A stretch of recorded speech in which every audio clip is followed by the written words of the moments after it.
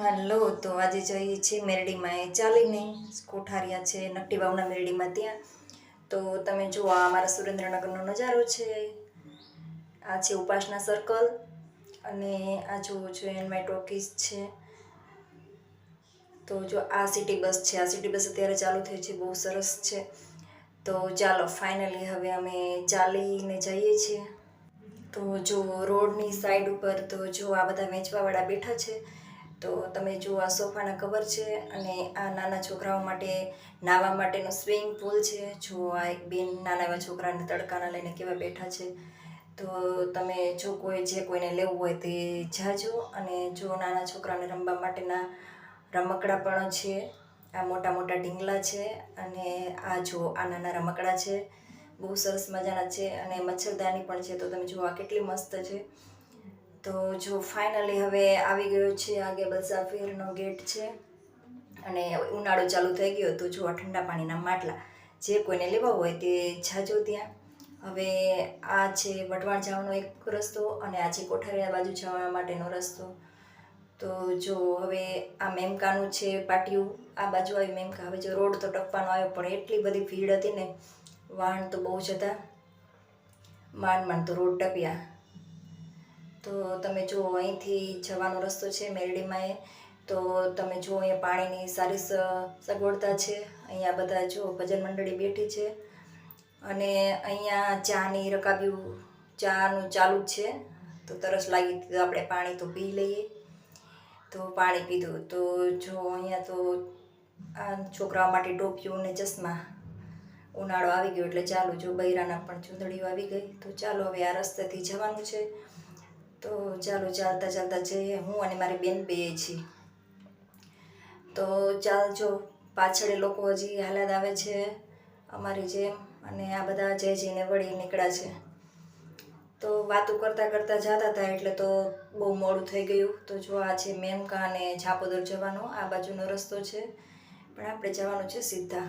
તો જો ઘણા માણસો જઈને વળીને નીકળી ગયા છે અને અમે હજી જઈએ છીએ.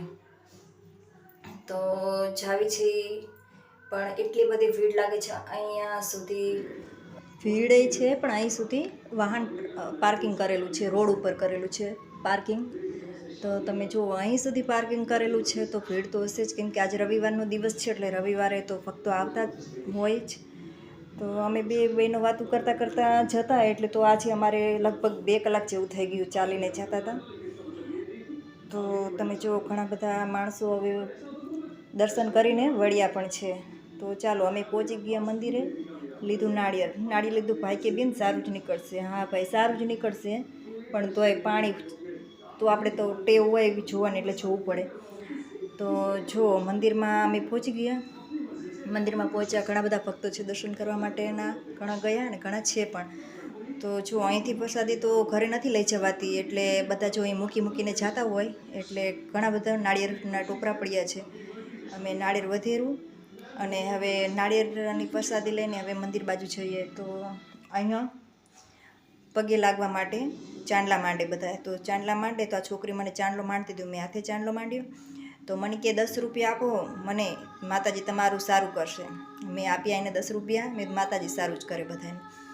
તો જો અહીંયા બધા અગરબત્તી કરીને ત્યાં મૂકે છે, ધૂણી ધખાવે કે છે ને એવું. તો તમે જો 7 વાગી ગયા અને માતાજીની આરતી ચાલુ થઈ ગઈ. તો આપણા નસીબમાં હશે આજે આરતીમાં, માતાજીની આરતીમાં. તો એટલા માટે જ મોડું થયું હશે. એટલે કે દર્શન કરીને તો ફટાફટ પાછા વળી નીકળીએ. પણ આજે આરતીમાં આપણા કિસ્મત હશે માતાજીની આરતી જોવાનું. તો મારા પણ કિસ્મત હતા અને તમારા પણ છે. તો જો મેં વિડીયો બનાવ્યો છે અને તમે પણ જોઈ લો માતાજીના દર્શન. માતાજી બધાનું સારું જ કરે, શ્રદ્ધા અને વિશ્વાસ હોવો જોઈએ. તો તમે જુઓ અહીંયા ચોમાસામાં અંદર પાણી હોય છે એટલે અંદર તો નથી કોઈ જાતા, બધા બહારથી દર્શન કરતા હોય છે.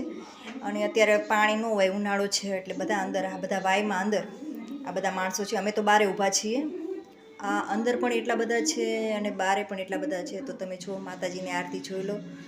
જય મેરડીમાં, બધાનું સારું કરજો. જે વિડીયો જોવે એ બધાનું, અને શ્રદ્ધા વિશ્વાસ હોય એનો કામ પણ કરે. તો તમે જો લાઈવ આરતી માતાજીની ઘણા બધા માણસો અંદર છે, ઘણા બધા માણસો બારે પણ છે. એટલા બધા માણસો છે આરતીમાં, ઘણા બધા માણસો જોડાઈ ગયા છે. માણસો નહીં, ભક્તો, ઘણા બધા ભક્તો જોડાઈ ગયા છે. તો જો હવે આરતી પૂરી થઈ, હવે અંદર જવાનો વારો આવ્યો. તો જો આરતીના દર્શન કર્યા, માતાજીના દર્શન કર્યા, પગે લાગ્યા અને હવે નીકળ્યા બારે નીકળ્યા. વાયમાંથી બહાર નીકળ્યા. આ પગથિયા છે વાયના. તો તમે જુઓ ઘણું બધું અંધારું થઈ ગયું છે અને માણસો તમે જુઓ ઘણા બધા છે. આજે રવિવારનો દિવસ છે એટલે તો ઘણા અમારા જેવા સાંજે જવાવાળા પણ હોય. તમે જો ઘણા બધા માણસો છે. તોય મારી બેન કે મારે સિક્કો ચોંટાડવા જવું છે, આટલું અંધારું થઈ ગયું છે.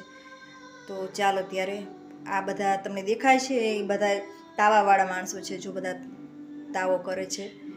સગવડતા બધી સારી છે, પણ એક અહીંયા લાઇટની સગવડતા હોય ને તો ઘણું સારું, કેમ કે પાછળના ભાગમાં બહુ અંધારું છે. જો લાઇટ કરીને સિક્કો પણ ચોંટાડી દીધો.